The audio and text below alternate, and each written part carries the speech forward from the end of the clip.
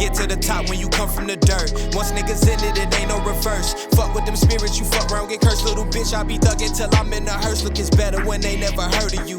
That chopper, that bitch got a vertical.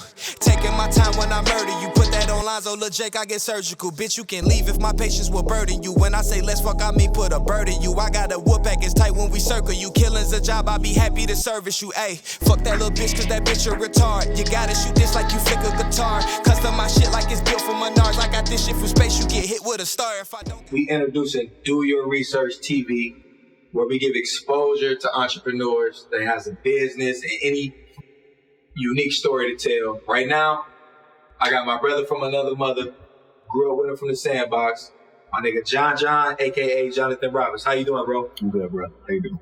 I'm good, man. I'm good. I'm blessed to be here. He invited us to his sanctuary to do this exclusive interview. Well, so we gonna get it popping the right way.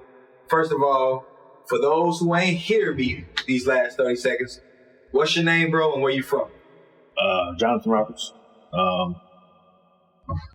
People that know me from the sandbox know me by John, but it's Jonathan now at this point. Where I'm from, Chicago, but Minneapolis raised me. All right. So, what's your occupation? What brings you on to Do Your Research TV? Professionally, I'm a firefighter for an undisclosed city. But also I own a lawn care service. What's the lawn care service called, bro? Hook and ladder lawn services. When did you start it, and why did you start it? So Hook and Ladder started last year. And why I started it is it's a little convoluted, but the honest answer is because of my boys. So I got two boys, and me growing up, like I said, Minneapolis raised me. Me growing up over north, off Broadway, I hustled, and people associate hustling with illicit things, but this wasn't illicit. What I was doing was I was washing people's cars. The car wash off right off Broadway by the little strip mall. Yeah. By the Dimensions haircut place. Yeah. A block away, but yeah. Yep. So my hustle was I go ask people like, yo, you need your car washed. Straight up hustle. And I make some cash. I put the money back into said business. I grab some air fresheners, grab some things to wash off, to wipe their dash, or whatever the case may be. But it was me and my cousins. I start with nothing, but by the time I was going home, and mind you, I'm 10, 11 at this point. I'm going home with, might not sound like a lot, but I'm going home with $80. 10, 11, man, that's a lot. Exactly. No, I mean, you goddamn push pops, motherfuckers. Star crunches and Swiss rolls you can get with $80, and that's the point. Swiss roll. but that's the point. You know what I'm saying? So Hook and Ladder was started with the understanding that I can't leave this thing we call life with my boys having nothing. So there was some influence from some partners from the fire department, like my name, for instance. A partner of mine, legitimately, I was like, what do I do with this thing? He was just like, Hook and Ladder. I'm like, yeah, that's my name. I appreciate you. And I'll forever be grateful for that. But the actual creation of this thing came from someone that actually has a landscaping company themselves. And what happened with this whole thing was I was asking. I mean, I had some bread that I can be a little frivolous with. But I asked him, like, yo, what do I do?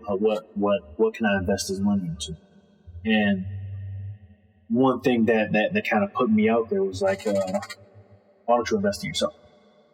So that, along with some guidance and him letting me know, like, I can do this. I mean, that was a creation of it. So 2022 is where we at.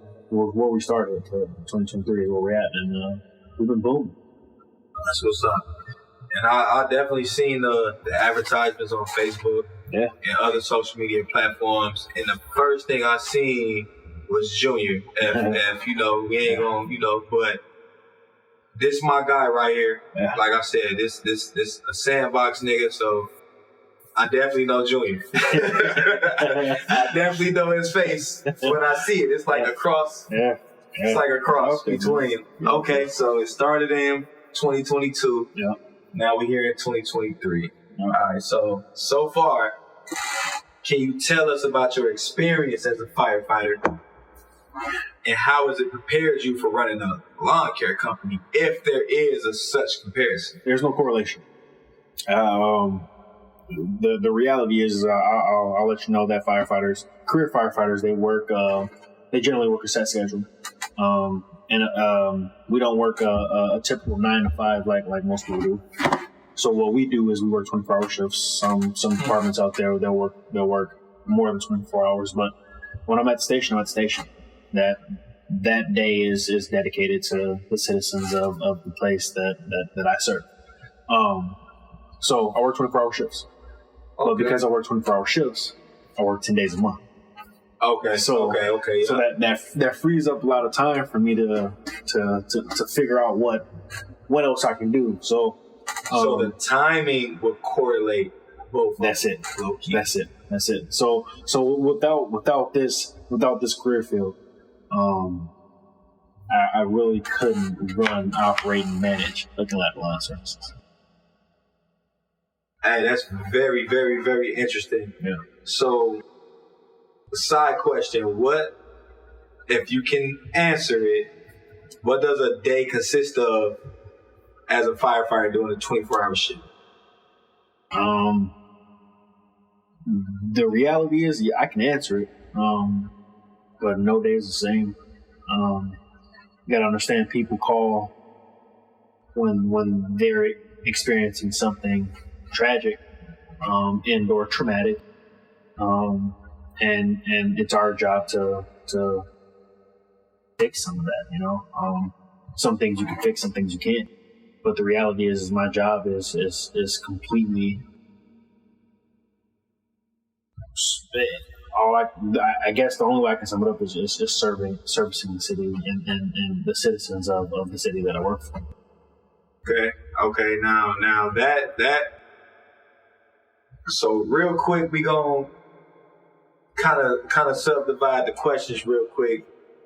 That interests me because what I'm really trying to get at is when I think about firefighters, right? Yeah. The first thing I think about is, first of all, the experiences I've been through when the fire department came in my own personal situations. But another thing is like TV, Chicago fire and this, that, and the third. So how does the I guess how I can put it, like the randomness of the calls, how do you deal with that as a person? Because that reminds me of like you being like in the service. Yeah. Like because you are, but the military service, there's yin and yangs to that situation. So how do you really deal with like the randomness of calls, especially in Minnesota? Let's put it this way.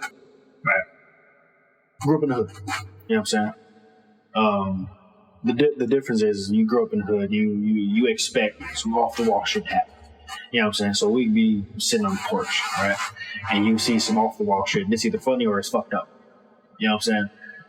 At that moment, you decide whether it's funny or it's fucked up.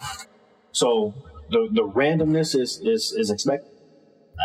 I can't explain it. How do I deal with it? You just deal with it. You know what I'm saying? Like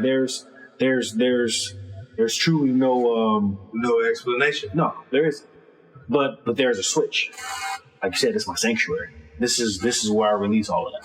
You know what I'm saying? And I'm not saying release it as a negative, but it's definitely got to be a positive. Exactly. I have to shield myself from some of the traumatic things that I see